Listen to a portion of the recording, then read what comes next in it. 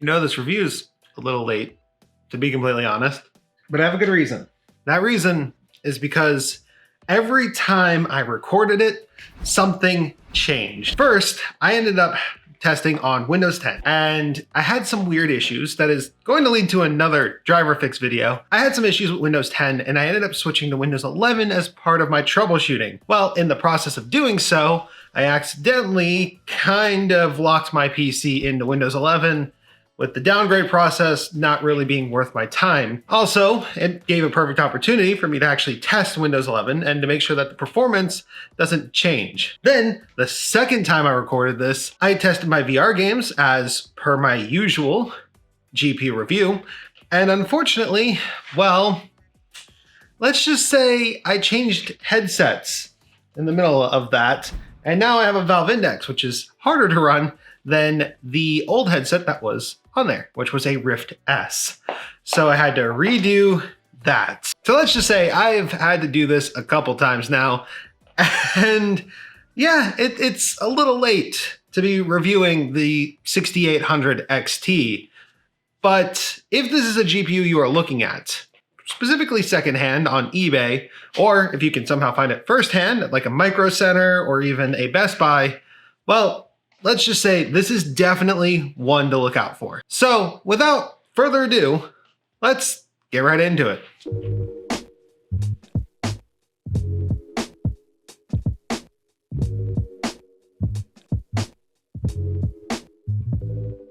Hello and welcome. My name is Wolfie and you are watching GreaterThanPie. So the 6800 XT, it's actually been my daily driver GPU right now on my gaming system for feels like 6 months, somewhere around there. And I've actually been loving it. Now the card we have today is the MSI Gaming Trio 6800 XT. This bad boy has 3 8-pin PCIe connectors, PCIe 4.0, 16 gigabytes of GDDR6, and a triple slot, triple wide 3-fan cooler that actually keeps things relatively under control.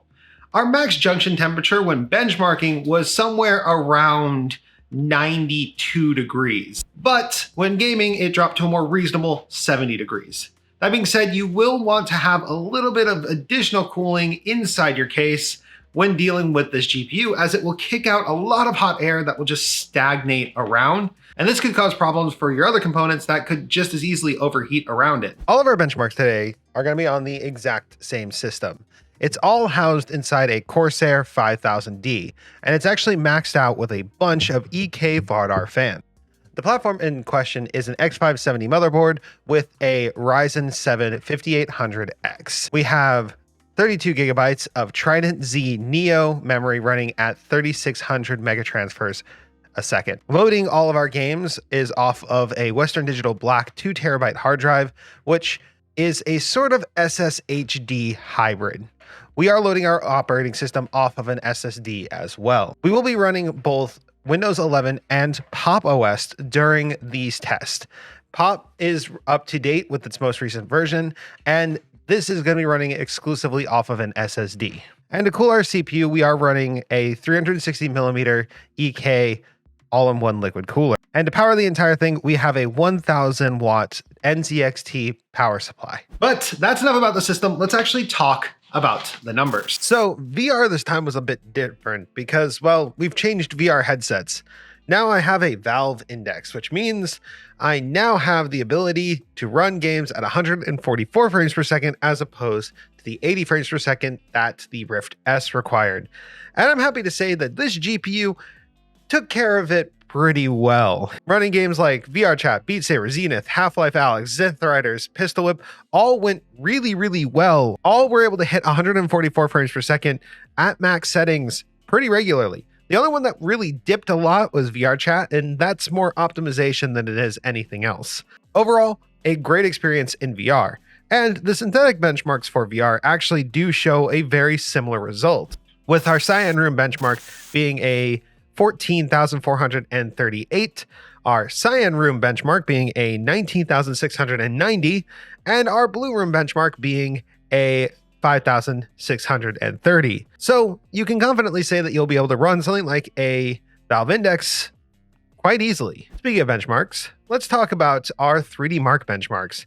We actually have a new 3DMark benchmark that we get to throw into the mix here. We've got 3DMark Speedway, which seems to be the hardest one to run yet, which comes at a 3,543. Port Royal came to a 9,709. Time Spy came to a 20,369. And Firestrike coming at a 55,151. Now, these are the graphics scores. I did not include the CPU score because we're not testing this as a whole system. We're only checking for graphic power here. For Unigine Heaven, we got a 6,940.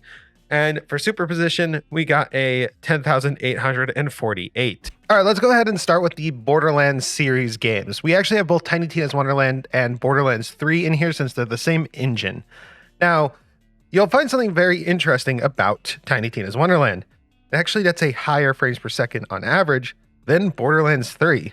In fact, Ultra 1440p lands us around 130 frames per second.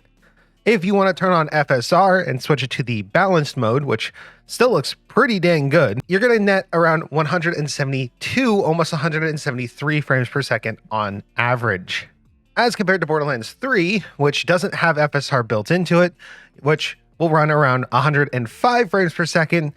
Or if you want to enable CAS, which is a feature that can be turned on, you can get it to around 111 frames per second. This is actually nearly identical to dropping it down to 1080p, by the way.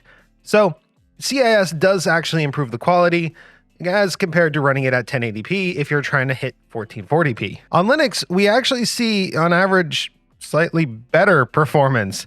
Might just be something with this title and Windows, but on Linux Pop OS, we were able to run it at 1440p at its highest settings for 106 frames per second, which is almost parity to Windows, but turning it on to CAS actually ran us at 132 frames per second, which the 1080p numbers do actually mirror, which is a very interesting showing for Linux here. We did also test our 6700 XT in both Linux and Windows just to add some numbers for comparison, and we were able to get 85 and 62 frames per second respectively at 1440p. So for some reason, it's just the 6800 XT and Linux that had this unusual showing. Cyberpunk 2077 is a good game for us to test because it has a lot of features, including ray tracing, FSR 2.0, it has DLSS, so it's a really good game to kind of meld together all of the testing methodologies.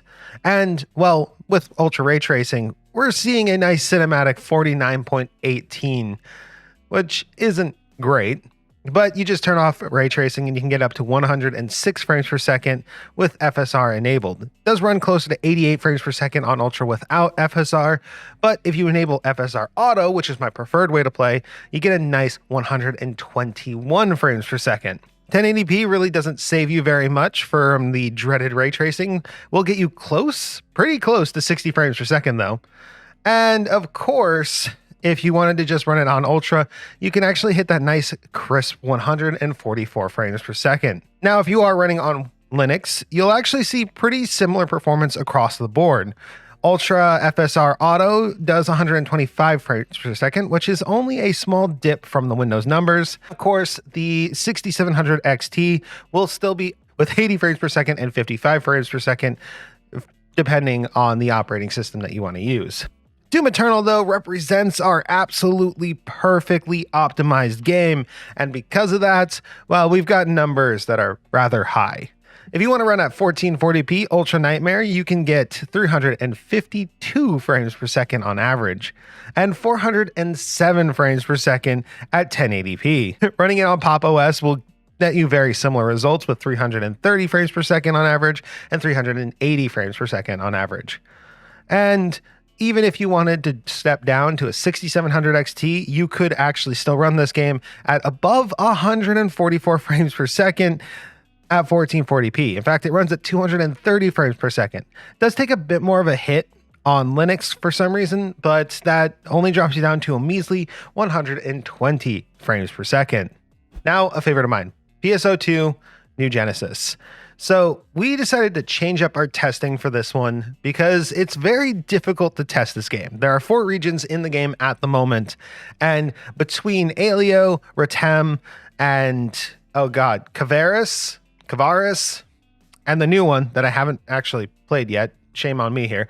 But point is, there are 4 different regions with very different demands when it comes to your GPU and your CPU. And we actually have a weird bottleneck that we are still occurring in this game, specifically in the Aleo region. So when you're in the Aleo region, there's a lot of grass and trees, fauna, wildlife everywhere. And no matter what we did, Ultra would not go above 100 frames per second. Doing FSR Ultra quality only took us to 105, and adding in just quality only took us to 115 frames per second. 1080p was around 102 frames per second, which drops us below FSR quality despite it taking a severe hit in quality. Now, interestingly enough, if you go to the Ratem region, which is a desert area with less things to load in, you can get around 130 frames per second with the FSR Ultra quality. Ultra is 120, and Ultra with just quality FSR is 140. And 1080p goes up to 155 frames per second. Very weird game. You could easily run it above 100 frames per second on Ultra consistently, but it might be a game where a faster CPU is warranted for the actual processing of the game, since it only runs on around like 2 to 4 cores, if I'm not mistaken. Now, we do have a nice big game breakdown for you guys right here, which includes games like Forza Horizon 5, which generally speaking doesn't run below 120 frames per second. Witcher, which is actually the updated version in here. Actually, we got Witcher Ultra Ray Tracing, which was a cinematic 33 frames per second.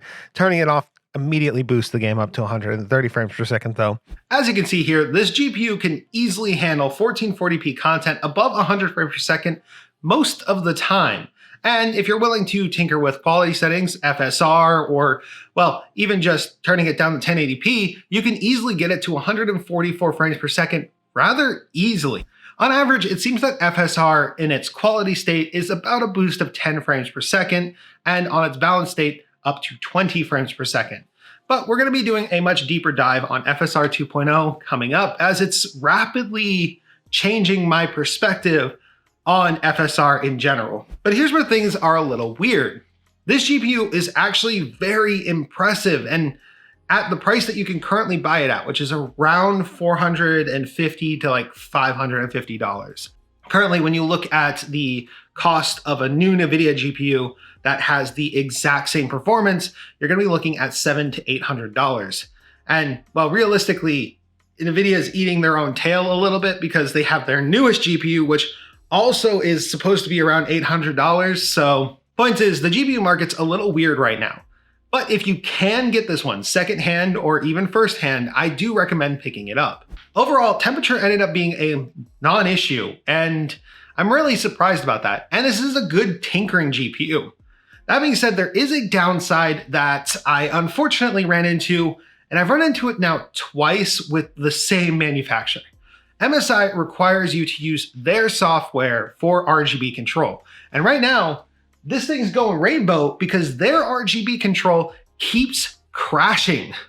Not only does it keep crashing, but it crashes on the acceptance screen. It crashes when it's open. And the one time I actually got everything working, right after I restarted it, it completely disabled itself again. So MSI, I really wish that you guys would do some work on getting Mystic Light actually working properly again. It used to work perfectly, but you switched it to a Windows app out of nowhere instead of an application, and now it doesn't work. Now, I did mention that there also was some interesting discrepancies in performance, and there does seem to be something weird going on with this GPU, and I'm unsure what's causing it. This GPU can actually fluctuate in performance quite a lot depending on the day and what settings are enabled. Now, turning on rage mode seems to fix most of them, but not having smart access memory can easily take away another 10 to 20 frames per second, depending on the situation. That being said, AMD's software does make it easy for you to toggle smart access memory on and off after you've done the steps in your BIOS to make it enabled. We will be doing a video in a little bit that is actually going to be how to gain more performance in a GPU like this when you have an AMD system with both a CPU and GPU that are in sync. The one thing that this GPU does not have going for it though is its ray trace performance. It's very much a first generation product, And I'm pretty sure that that has been said over and over again. Can do it. And in cases where the ray tracing implementation is done in a way that is not done in a biased manner using the tools that NVIDIA created, it works perfectly. Forza Horizon 5 is a game that could easily sit around 120 to 140 frames per second, despite it having a ray tracing implementation. Now, Microsoft did have a hand in making that game. They may have done something to make sure that AMD GPUs weren't as negatively affected by the inclusion of ray tracing. That, or they're using some other form of ray tracing that isn't real time and can be done rasterized. Overall, I'm very happy with my purchase, and despite me getting it at its MSRP and it being much cheaper now, I've actually really enjoyed the GPU in general. So if you have an option to pick it up, I would recommend doing so, particularly while we wait for other GPUs from this current generation to actually release. I think overall, the biggest disappointment of this generation is the fact that because of scalpers, this amazing GPU was out of everybody's hands for almost a whole year. And looking back, that is probably the biggest disappointment here. But that's where we're going to end today, guys. Thank you so much for watching. If you enjoyed watching this video, give it a like, maybe comment, subscribe even, because we've got more GPU content coming soon. I'm going to be getting a hold of a 7900 XTX at some point this year. And I don't know what PC it's going to get shoved into, but I did unbox a really cute case recently that might end up having that GPU in it, depending on the situation. But that's enough for that. I will see you in the next video. Wolfie, out.